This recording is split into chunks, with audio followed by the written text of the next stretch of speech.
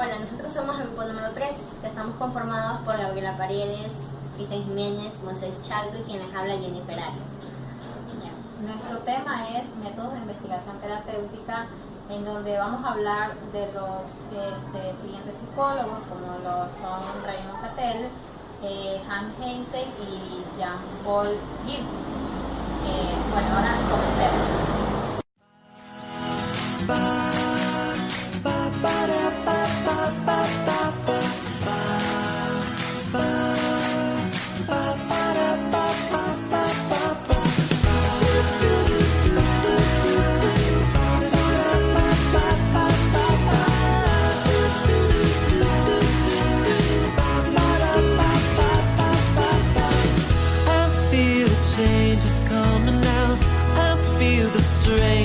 Somehow it's been too long since we were here together now.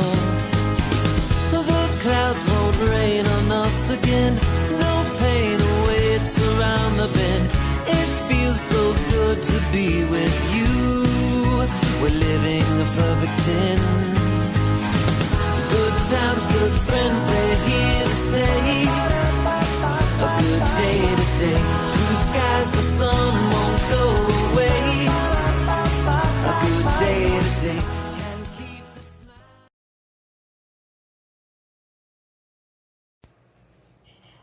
A lo largo de nuestras vidas hemos escuchado mencionar la palabra terapia, relacionándola en muchos casos con personas enfermas, personas traumadas o con aquellos que tienen muchos problemas emocionales.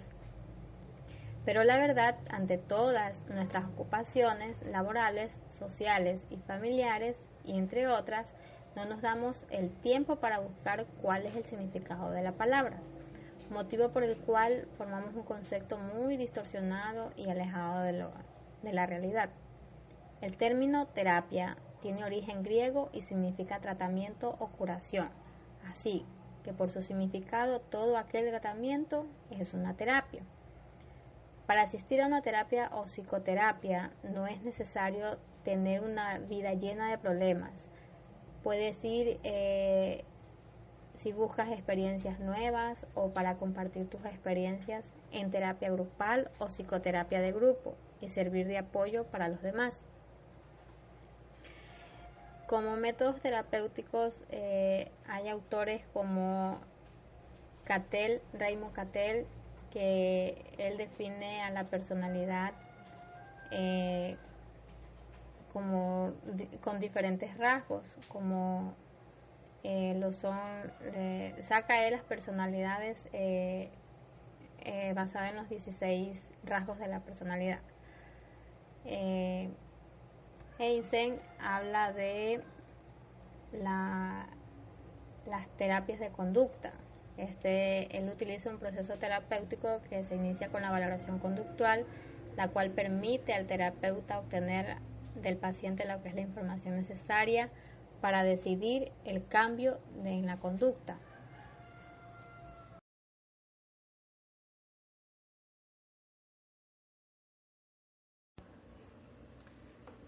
Métodos de psicología para Cattell. Método uni o bivariado, con el que se establecen varias relaciones entre la bi manipulada y la BD, que es una medida para comprobar los efectos de la manipulación de la bi. Método multivariado. Tiene como finalidad estudiar las relaciones simultáneas existentes entre un gran número de variables. El investigador no manipula las variables, sino que deja que se manifiesten tal y cual son, y se sirven de métodos estadísticos para estudiar las relaciones entre ellas. Cattell define la actualización de este método porque considera que la conducta humana es muy completa y entra en juego de las interacciones de las multivariables. Ambos métodos hacen un énfasis en el rigor científico. Y por último encontramos el método clínico, que es similar al multivariado, ya que ambos pretenden la comprensión de la persona total y sin hacer manipulaciones. Sin embargo, este método carece del rigor científico requerido, al no usar ningún procedimiento experimental ni estadístico. ¿Qué es la personalidad para Cattell? es aquello que nos permite pronosticar lo que una persona hará en una situación determinada. Raymond Cattell elaboró una teoría factorial de la personalidad fundamentada sobre el concepto de los rasgos, que a la hora de definir el número y las características de los principales rasgos de la personalidad, Cattell recurrió a la metodología estadística, el análisis factorial. ¿Qué es un análisis factorial? Es un procedimiento estadístico que nos permite identificar los focos de variación existentes entre un conjunto de elementos. Un foco de covariación o factor se define por aquellos elementos de la muestra que presentan mayor interrelación. La teoría de los rasgos de Raymond Cattell. Según Cattell, los rasgos son el elemento estructural básico de la personalidad. Encontramos el rasgo número 1, que son los actitudinales, que son las habilidades, recursos con los que se cuenta en el sujeto para afrontar y resolver problemas, como por ejemplo tenemos reír, llorar, y todo esto siempre tiene que ser positivo. Los rasgos temperamentales. ¿Qué hace el individuo y cómo lo hace? Este debe ser de forma peculiar, la forma en que cada individuo se comporta, gritar o pegar. Esta puede ser de reacción negativa o de reacción positiva. Los rasgos dinámicos. ¿Por qué el individuo hace lo que hace? Se refiere a los aspectos motivacionales del comportamiento humano. Ejemplo, motivos que llevan al individuo a actuar de manera determinada. Cattell comenzó el desarrollo de su modelo a partir de 3 fuentes de datos. Niveles de variables de datos, los cuales son datos L, que significan life, datos Q, que su significado es cuestionario, y datos T, de objetivo. A partir de los resultados obtenidos en la recogida de datos Q y L, Cattell elaboró un listado de rasgos de primer orden que posteriormente serían la base del cuestionario, en donde encontramos algunos como la afectividad, la fuerza del yo, la imaginación, la culpabilidad, la impulsividad, la dinámica, entre otros. Al tratarse de rasgos de primer orden, estos factores aún presentaban correlaciones entre sí, por lo que se realizaron varios análisis factoriales, obteniendo 5 datos factoriales, los cuales son extraversión, ansiedad, autocontrol, dependencia y dureza.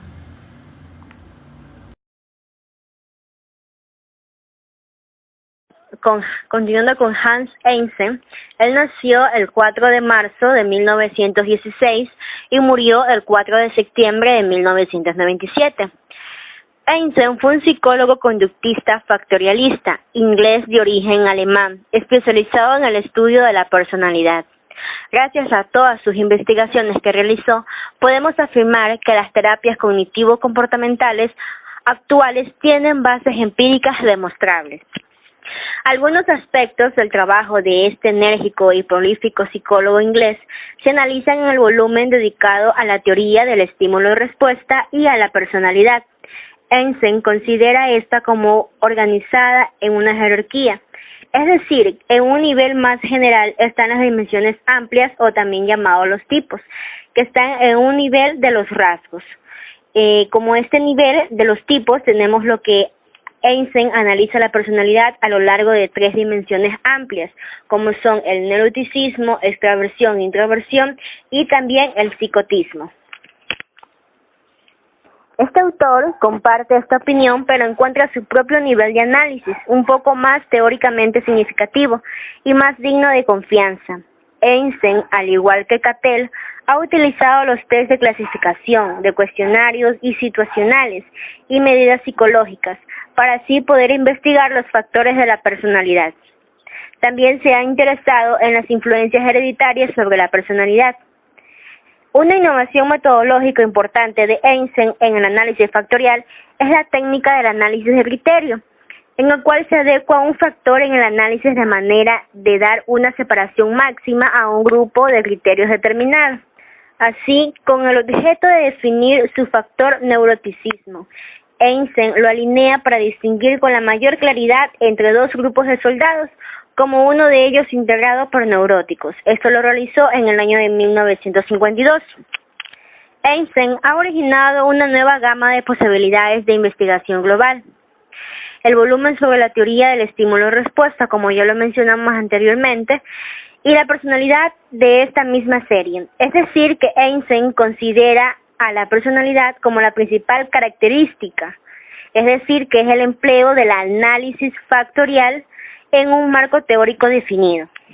El modelo terapéutico que utilizó Hans Einstein fue un enfoque a la conducta, el cual esta fue concebida de manera dimensional, señalando que la conducta normal y la anormal no son cuantitativamente diferentes. Hans Einstein, en el año de 1987, define como el intento de alterar la emoción y el comportamiento humano de una manera beneficiosa. Muchos autores, como Einstein, Ryan Master, Millon, han planteado los principales básicos que deben regir las terapias conductuales. La terapia de la conducta tiene que concentrarse en la conducta desadaptada de sí misma. El proceso terapéutico se inicia con la evaluación conductual, es decir, con el cual permite al terapeuta obtener la información necesaria del paciente.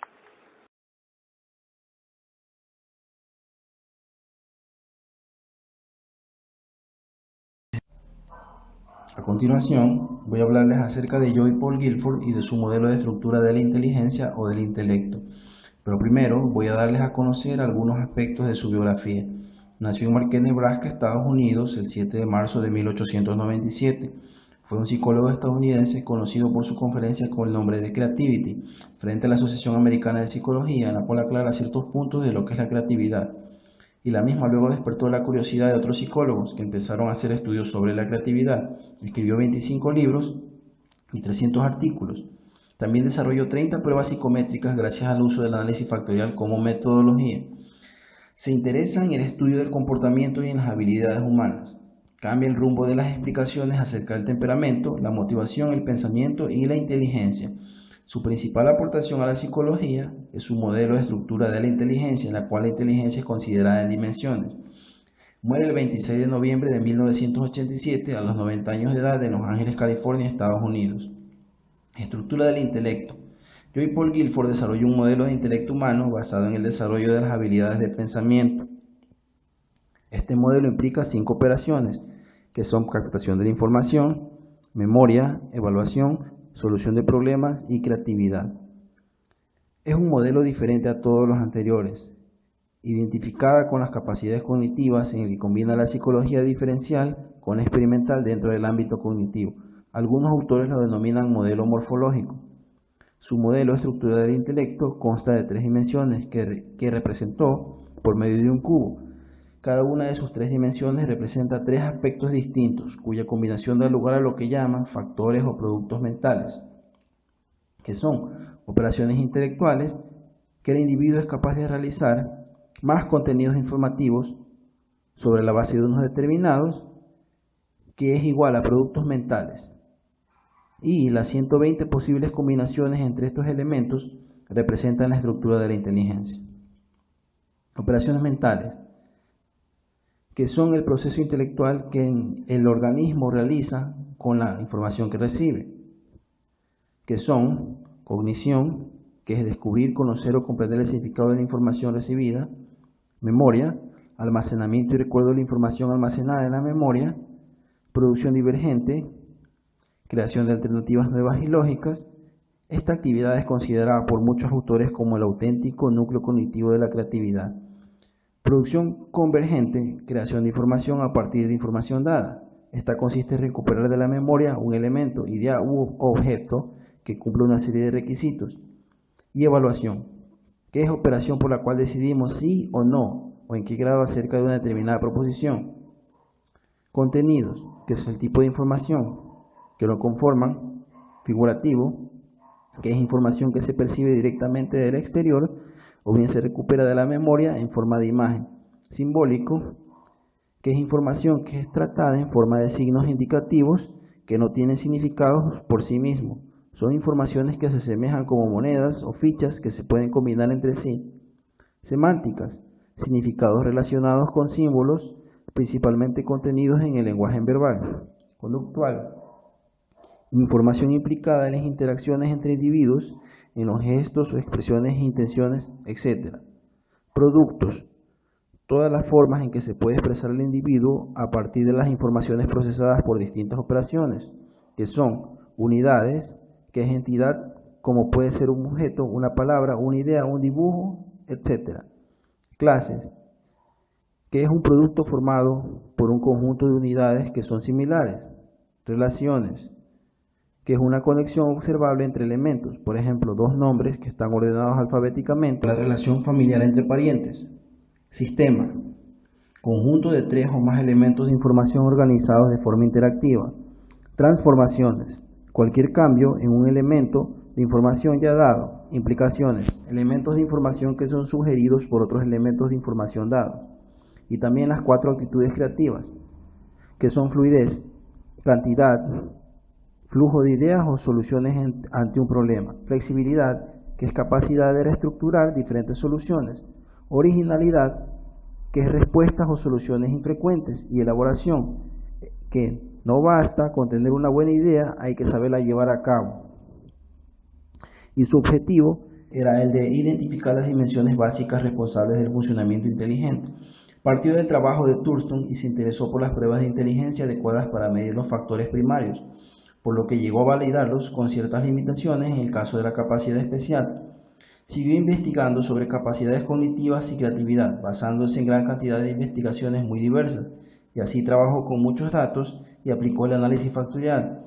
La base es saber cómo funciona el sistema cognitivo al resolver problemas, se preguntó, y como era difícil trabajar con ellas, ideó un método que las organizara, lo que serviría también para clasificar los tests o ítems psicométricos. Propuso 3 categorías, con el añadido que se adecuan al paradigma diferencialista, que son E, Q, R, y pudo así diferenciar las actitudes cognitivas que definen según parámetros de cada uno de estos elementos, que son contenidos, procesos y productos. La equivalencia que realiza al componente E de estímulos le corresponden las variables del contenido, referidas a cómo se representa la información en los test psicométricos. Al componente O de organismo le corresponden las variables procesuales, relativas a las operaciones cognitivas que requiere el procesamiento de la información presentada de los procesos intelectuales.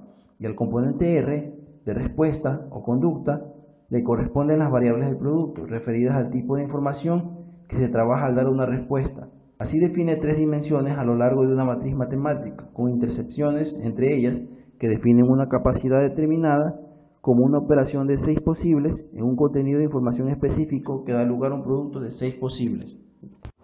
La clasificación o taxonomía resultante por combinación de las 3 categorías describe capacidades cognitivas. Además, con ellas se puede explicar una conducta inteligente considerando todo el proceso desde la presentación del estímulo en el procesamiento de la información hasta dar la respuesta.